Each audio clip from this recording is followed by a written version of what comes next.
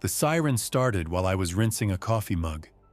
It rose from somewhere beyond the rooftops, too smooth for a tornado test, too steady for a police cruiser. The pitch held like a single long tone, no pattern, no climb, just a continuous sheet of sound that pressed through the walls. My first thought was a malfunction at the plant west of town. My second thought was to turn down the kitchen radio and check the alert on my phone. The banner read, "Emergency alert. Lock your doors. Do not look outside." I stood there with wet hands and watched the screen for a second message that did not come. I dried my hands on a dish towel and turned the deadbolt on the back door. The sliding door to the patio already had the bar down from last night, but I added the wooden broom handle into the track and set the dowel behind it. Then I walked the hall and locked the front door, twisted the thumb turn, and checked the chain. It clicked into place like it had been waiting for this one job. The tone went on without a gap. Somewhere on the street, a neighbor's dog barked twice and then stopped mid-bark, as if a hand covered its muzzle. I turned off the living room lamp and the TV and let the house dim down to whatever sunlight was left. The blinds made thin gray lines on the couch.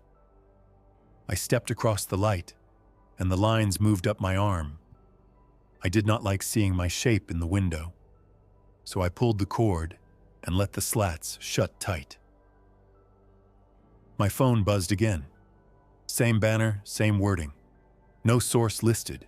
No tone from the device itself. Just the phantom buzz and the steady wail outside. I swiped down for details and got none.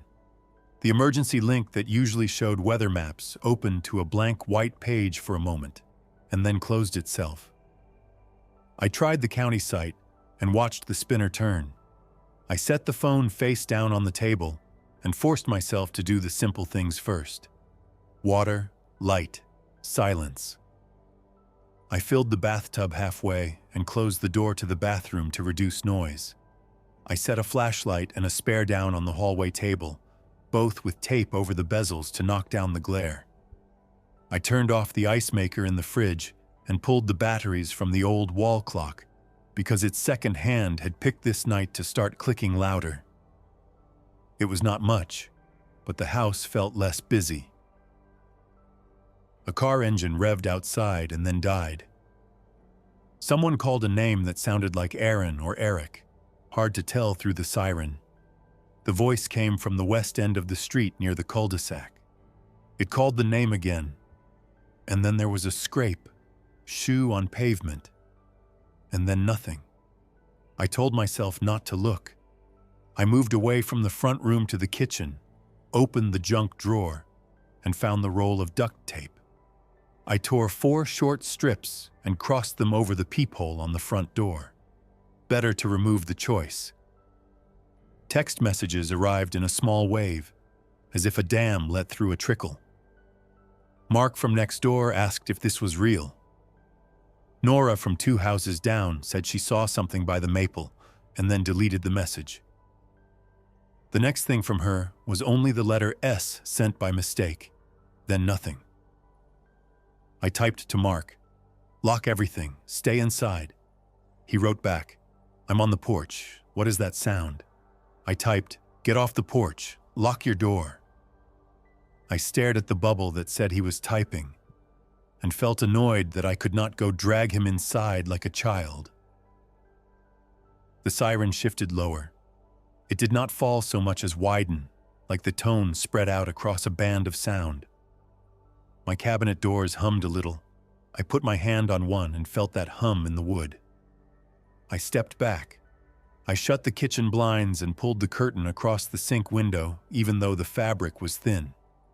I did not want to see the dark glass resume my face. The building across the alley had a small security light that always flicked on for raccoons. It came alive now and made a field of pale gold across my fence. The top board had a splinter I kept meaning to sand down. It looked like a tiny flag. I watched that splinter because I had nothing else safe to look at. Something walked along the far side of the fence, but I made myself keep my eyes on the splinter. The footfalls were even and slow, and then they stopped near the gate latch and remained. My phone buzzed with a third alert. Same words. The top corner showed 1 bar of service. I opened the camera app and switched to the feed from the doorbell. The porch appeared in a blue-tinted night mode, and the fisheye lens warped the railing. No person, no car lights, no moths. That felt wrong too. Moths always showed. I scrubbed backward on the timeline with my finger. A delivery truck from the afternoon. A neighbor cutting across my front walk by habit. Me at dusk, stepping out to bring the trash bin in from the curb. As I pulled the bin, the fisheye view stretched my form like a funhouse mirror, and for one frame my face turned toward the camera.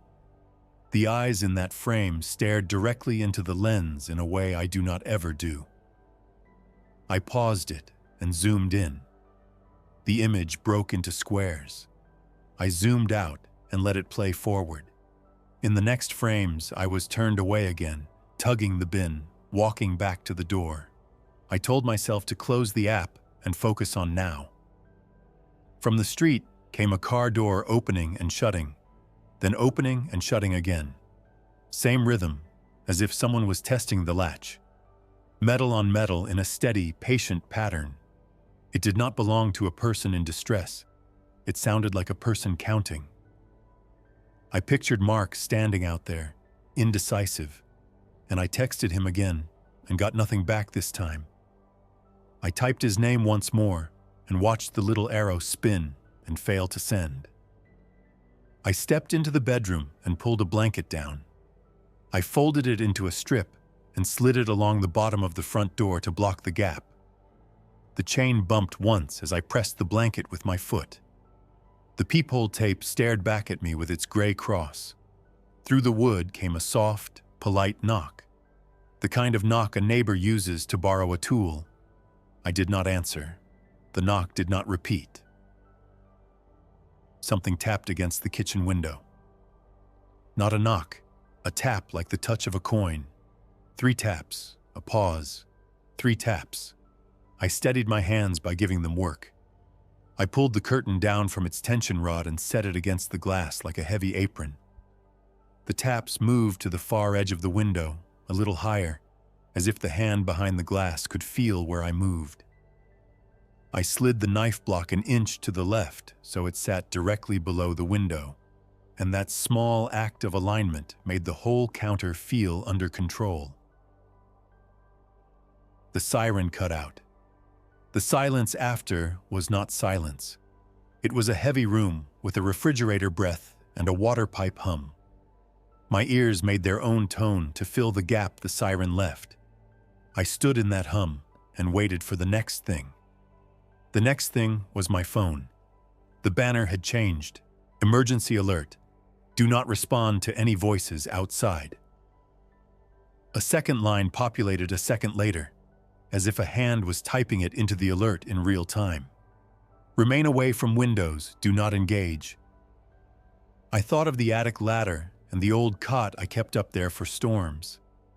Then I imagined falling off the ladder in the dark with my foot through the rung and laughed once without humor. I chose the bathroom. 2 interior walls, no exterior window.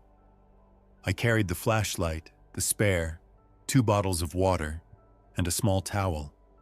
I set the items on the closed toilet lid and then went back for the bathtub water and closed the drain to keep what I had. Each trip made a new track in the hall carpet that looked too much like lines in dirt. Before I closed myself into the bathroom, I walked the bedrooms with the flashlight cupped low in my hand so the light spilled on the floor and not the window glass. Guest room clear, closet clear, under the bed clear. The second closet door did not sit quite true and pressed the frame as if something leaned gently back. I slid it open an inch and felt air move from dark to dark. Nothing inside but an old winter coat and a shoe with a broken lace. I shut the door and put a chair under the knob, not because it would hold, but because it would make a sound if the door moved. I returned to the front door and put my ear near the wood. Nothing but the small sound of the house. I slid the chain an inch to test the weight. It whispered across its track. I thought about how loud that would be to anything with its head against the other side, and I stopped. It felt like standing at the lip of a pool and being sure the water was cold without touching it. I stepped away and let the urge to check fade on its own. Then the voice came, close enough to be inside the house, yet not in any room. A man, soft, patient, familiar enough to make me look to the kitchen doorway, then to the hall. He said my name once, with the upward tone of someone who had just arrived and did not want to startle me. I did not answer. He said it again with the exact same pace, like a playback. The word hit each syllable the same way. On the third time, he added a small laugh at the end, and I recognized it as my own. I went to the bathroom and closed the door and put the folded towel along the gap near the floor. I sat on the rug with my back against the sink cabinet and set the flashlight so it cast light upward into the room like a small lamp. My phone buzzed on the tile. The screen showed an incoming call from a number marked as Mom, which meant the cloud had pulled an old contact photo and name into a call. The map in my head placed her 2 states away. I declined the call without hesitating.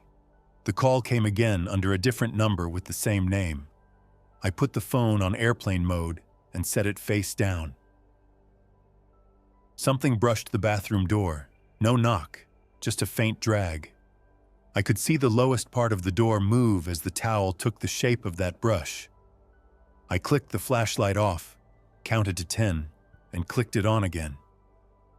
The world stayed the same. The towel kept its folded edge. The door did not push inward. The drag did not return.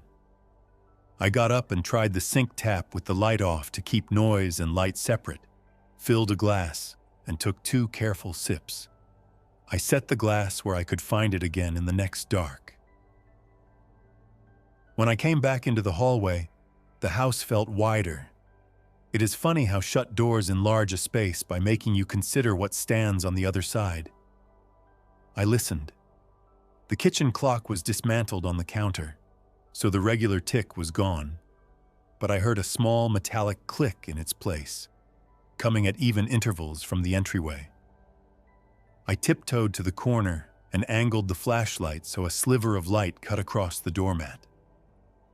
The doormat moved, not the mat itself, but the little fibers, as if a draft flowed under the door and lifted them a hair and let them fall, in time with the click. I realized the chain was moving against its guide in tiny forward pulses, testing patience, testing the difference between one more nudge and a yield. The doorbell camera app would have helped, but I did not want the blue cast, the recorded eye. I also did not want to pull the tape from the peephole. The tape felt like a promise I had made to myself in a calmer minute. I backed away and returned to the kitchen to sit at the table and listen as if sitting at a table could make something civil. I typed a message to my sister that did not send. I typed another and saved it to drafts. The act of writing clarified what I knew. The alert had not been an error. The sound outside did not match anything we test for, and something on the other side of my front door had learned the rhythm of a chain. The house power dimmed. The lights I had left off stayed off. The fridge coughed and stilled. The last bit of daylight lifted from the blinds and left the room simple. I walked to the breaker panel because doing something felt better than holding still. All the switches were normal. I shut the panel and put my ear against the drywall without knowing what I meant to hear. The siren resumed outside in a narrower band, higher this time, and I imagined that somewhere someone had adjusted a knob not to warn us, but to see what would happen. The second alert of a different kind came through the phone even on airplane mode, which I did not know could happen. It arrived like a notification from a local app I had never installed. Text across gray, no logo, no border. Stay away from mirrors and glass. The message slid up from the bottom of the screen and vanished before I could touch it. I stared at the blank phone as if I could call it back by will. I turned off airplane mode and no network returned. I turned the phone off and on and the banner returned to the lock screen. Stay away from mirrors and glass. Do not observe movement outside. Do not engage. I looked around my kitchen at everything that reflected. The black stove door, the microwave, the glass of the framed photograph over the table that showed a lake with a white boat too far away to name. I took the photograph down and slid it under the couch. I put a dish towel over the microwave door and another over the shiny kettle. I worked to cover the surfaces not because I understood the instruction, but because following it kept my hands from hovering. A foot scuffed in my side yard. Scrape, stone, pause. Another scuff in the same exact place, as if the loop of the movement had restarted, as if nothing between scuffs mattered. I put my hand against the wall and felt nothing there but drywall. The lock on the side gate clicked. It was a small sound I knew from weekends. It clicked again, slower, then once more with a patient lift and fall. I pictured the latch lifting and settling without a hand. I pictured someone testing not the metal, but the time it would take to tempt me into checking. My phone lit the ceiling from where it lay on the table. Emergency alert. Do not open your door for any personnel unless ordered by broadcast. A second line unfolded 2 beats later. Broadcast will be audible and visible. Do not respond to unmarked voices. After the words settled, a small graphic of a speaker icon brightened and dimmed 3 times and then went gray. I wondered who wrote these messages, how far away the person sat, whether he sat alone or with a small room of others, whether he wore a headset or just listened to the tone we heard and the tone no one else heard. I cracked the pantry door and pulled out a hammer. Not to use, but to hold. I set it on the table near my left hand, and that was enough. The chain at the front door paused between tests. The quiet that followed landed like the pause before a song's next note. Then the front door handle turned a fraction. It was not a smooth human twist. It ratcheted in small, whispery clicks, like someone working a safe dial. I stood and held the hammer, and the handle held still, and I set the hammer down, and the handle clicked forward again. An engine rumbled down the street, deep and heavy. I went to the back bedroom and lifted the corner of the curtain an inch, kept my eyes on the wall, and let the strip of yellow lay across my knuckles. A motorcade moved past. Not police. Not the city trucks. Dark vehicles without markings. The siren tone bent to let a voice through, amplified and flat. The voice said to remain inside, to lock and block doors, to avoid shining light at windows, to ignore all personnel unless ordered otherwise by this broadcast. The voice did not say what the problem was. The words came out with machine edges, evenly spaced, inflectionless, as if the speaker had no mouth. Halfway down the street, the motorcade slowed. A door opened. The engine idled. The voice continued from a speaker mounted above the wheel well, and out of habit, my attention drifted toward the slice of light. I kept my eyes on my hands and traced the veins. The voice asked the owner of a silver hatchback to remain inside. It described the car by plate letters and then switched off mid-sentence. The engines cut with it. The silence returned so hard it threw the house into the front of my head again. Then the same voice came from the wrong side of the room. It said my name in my own cadence, as if it had been practicing. I let the curtain fall. I walked to the living room and sat down to breathe without counting breaths. The voice came again, closer this time, from the hall, and added my last name like a teacher in a doorway. The chain at the front door trembled a tick. Something slid across the slot where the mail comes in and then withdrew. For a moment, an eye might have aligned there, but the slot faces the floor, so it was only a shape. I stood very still and listened to my house list its sounds. The faint pipe ping as pressure equalized, the coil of the fridge heating and cooling, and under it a thread of something else, wordless. The way someone hums while searching cupboards, aimless at first, then precise. I checked the back door. The dowel held, the broom handle held. I checked the sliding lock I had added in spring and pressed it up to feel the play.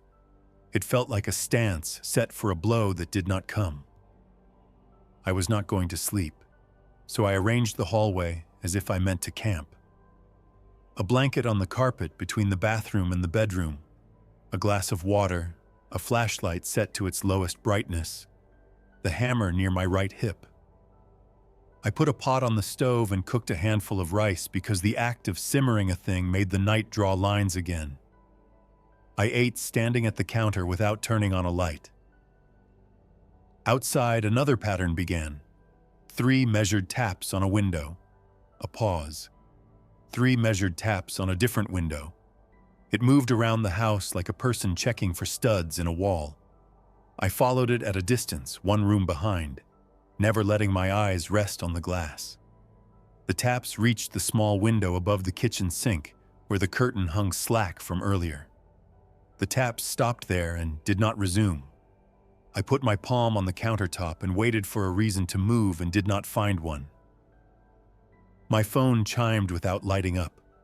A low tone, the kind meant for a calendar nudge. I picked it up and the screen stayed black, but under my thumb the glass felt warmer. I clicked it on. A video had loaded itself in the doorbell app without my touch. The thumbnail showed my porch with the view skewed by the fisheye. The title, usually a timestamp, was only a single word: open. I pressed play. I told myself I was pressing play to learn, not to indulge. The video began with the view from 10 minutes ago. My porch empty, then a slight shift in the exposure as if a cloud slid across. A figure walked into frame from the left edge, not up the walk, but from the side, from the strip of grass between the house and the hedge. The figure wore my blue jacket. The shoulders of the jacket sat the way mine do when I move a bin. The head turned toward the lens, and the face looked like mine under bad birthday cake lighting. The figure raised a hand, palm out, and the camera tried to adjust, but could not resolve the lines. In the paused image, it was possible to count my eyelashes. The figure lowered the hand, stepped forward, and placed a finger over the doorbell lens, as if to test how dark it could make the world. I stopped the video and closed the app and put the phone face down on the table. Now a softer sound began above me. The attic fan, which has not worked in years, clicked as if it received power. No air moved, no belt turned. The blades did not spin. The click repeated at even intervals. I stood under the attic access and watched the outline of the square in the hall ceiling, the minor unevenness where paint built up along the edge, the tiny nick where I had missed the ladder once. I did not pull the cord. I let the click find its own end. A thud came from the garage, like a small box set down. I remembered that I had not locked the door from the garage into the kitchen. It is a stubborn door and always sticks, so I had let it be. I moved slowly into the kitchen, set the hammer on the counter, placed my left hand on the knob, and turned. The door opened a little too smoothly, as if someone on the other side had been waiting with a hand on the knob. I pushed the door shut hard, slid the deadbolt, and leaned my shoulder against it out of habit, then forced myself to step away so I did not stand there as a hinge. I listened. In the garage, silence. In the yard, the low chorus of the neighborhood at night without insects, without birds, without the distant youth at the basketball hoop. The voice that had used my name no longer moved from place to place. It had found a spot and kept it. From the front door, a polite knock came again, softer than before. The knock of someone who did not want to spread alarm, who had all night to work with. The broadcast voice returned outside, but this time it was near. Trucks idled. The voice repeated the instruction to remain indoors, to avoid windows, to not respond to unverified personnel. It added a new line. Do not observe shadows on vertical surfaces. Shadows do not move independently. The voice spoke that last sentence in the same tone as the rest, flat and precise, and somehow that made it worse. I went to the hall closet and took down the old portable radio from the shelf. The batteries were in the back, wrapped in plastic from a hotel amenity kit. I tore the plastic and slid the batteries in and turned the dial. Snow at first, and then a local AM station that had joined the emergency feed. The voice repeated the same block of sentences on a loop with a pause between each block. In those gaps, I could hear faint breathing on the line, but maybe it was engine noise from the truck, or perhaps a compressor holding steady. From the living room came a sound like paper sliding against wood. I went to the doorway and halted before my feet crossed the threshold. On the coffee table lay the photograph I had slid under the couch earlier, the lake with the white boat too far away to name. It sat exactly centered, with the glass side up. I stood there and reviewed my movements in my head to find the person within my steps who had done that. I could not. I took the photograph by the frame and set it face down on the rug. I did not put it under the couch again. I wanted to speak. The urge to fill the house with my own voice felt like a strong tide. I clenched my jaw and did not. Words are hooks. Words tell a hunter where to set the snare. Instead, I moved through the rooms once more, checking what I had already checked. Not because I had forgotten, but because repetition makes a wall when a wall is needed.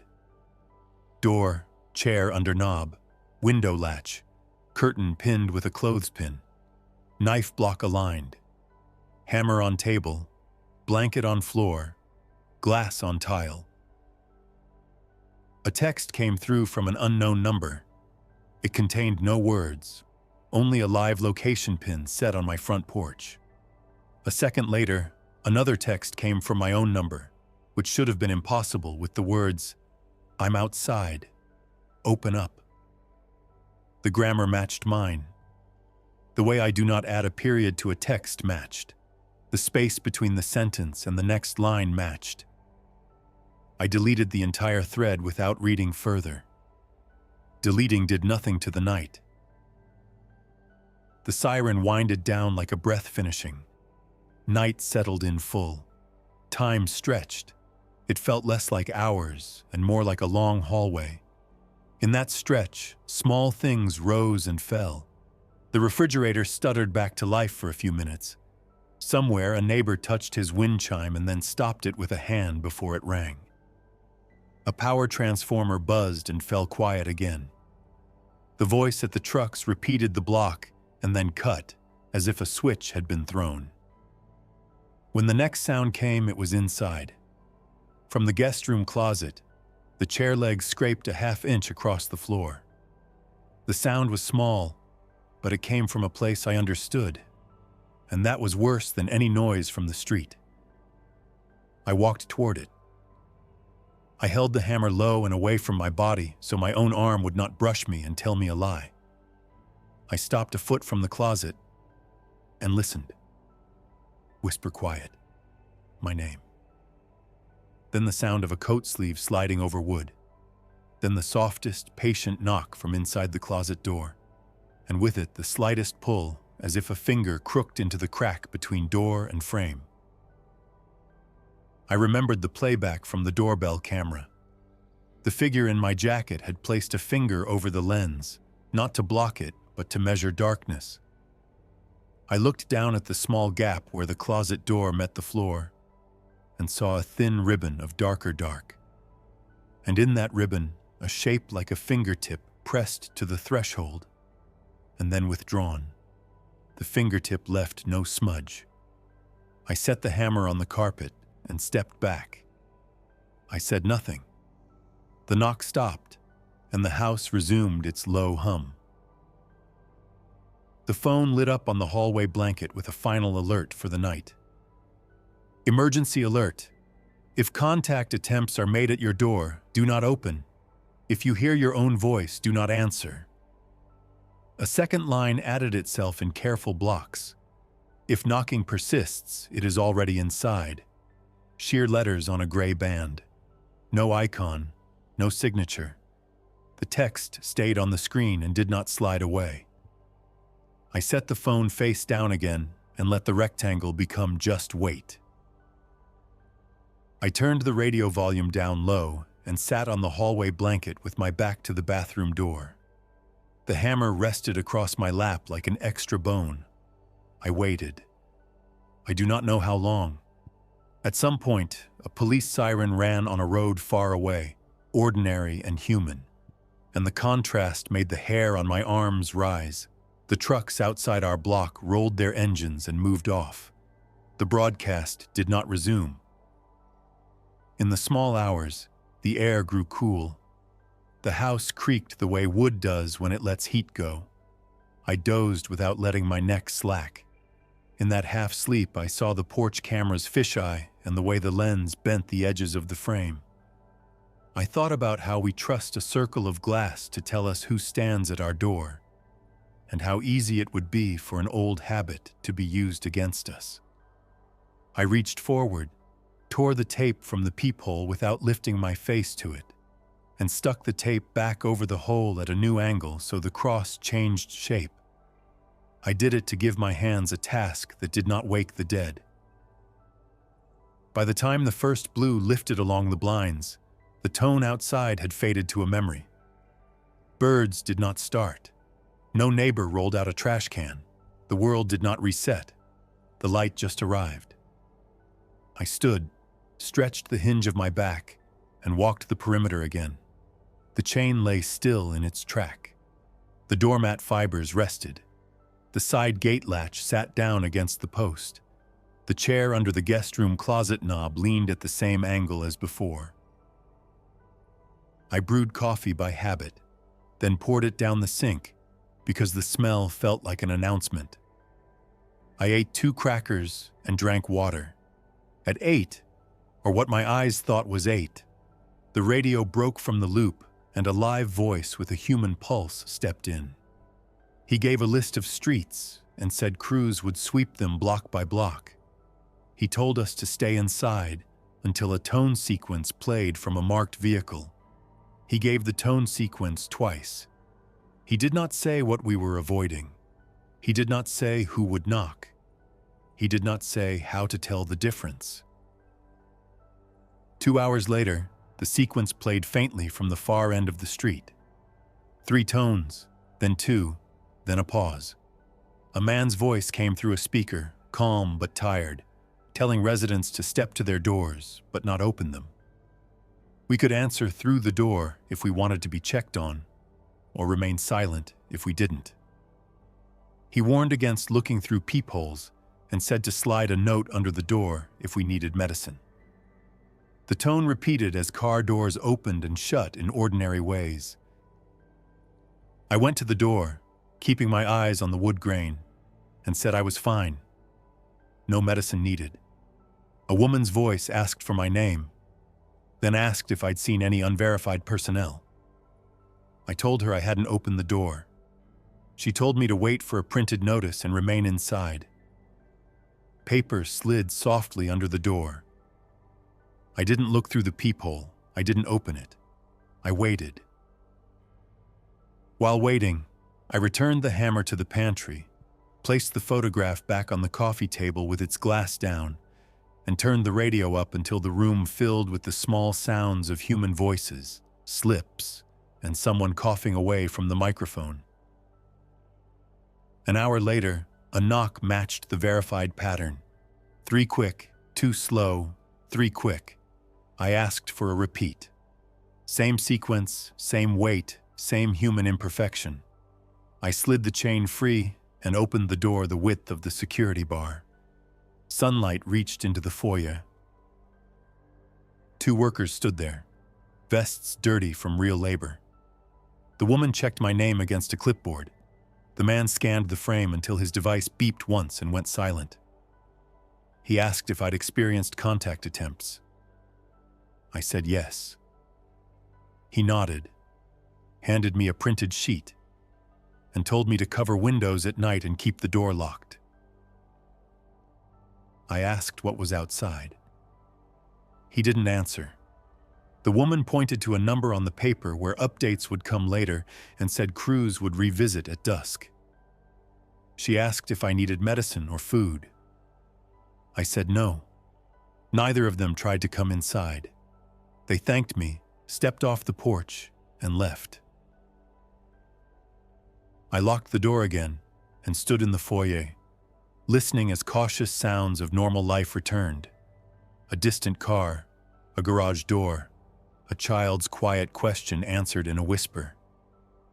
I replaced the tape over the peephole and sat at the table with the printed sheet, reading until the lines became simple. Stay inside after dark. Don't respond to familiar voices. Cover windows and mirrors. Don't open the door to knocking. And never answer your own voice. Later, I uncovered the kitchen window to let in a square of light, made a sandwich, and ignored every ping from the doorbell app. Mark finally texted, saying he'd locked his door and fallen asleep. He'd heard the trucks, but didn't know what last night had been. I told him I didn't have a name for it either. He sent a photo of his curtains pinned shut with thumbtacks and a broom propped against the door. I told him to install a chain lock. He said he would. Dusk came with a softer tone, more reminder than command. I shut blinds, covered reflective surfaces, and settled on the hallway floor with a flashlight ready. A truck stopped at the end of the block, and the broadcast voice returned, steady except for one small stumble that made him sound human. That helped. Then the knock came. At first it matched the verified pattern, but continued. 4th, 5th, 6th, 2 even, 2 patient. I used the words from the sheet. No entry. Returned during daylight with verified personnel. The knocking stopped. From the guest room closet came the soft drag of fabric across wood, slow and deliberate, as if the coat inside had shifted to face the door. I picked up the hammer. I didn't open the closet. I sat on the floor and listened to the house breathe in its own small language. Outside, the trucks rolled, idled, and moved on again. The broadcast voice circled back down the street. The wind chime next door stirred once and went still. The peephole tape stayed neat, the phone face down on the table, the photograph glass against the wood. I waited for midnight without counting. The second night begins where the first one learned to move. I would move with it. I would not look. I would not answer. I would stay inside until morning.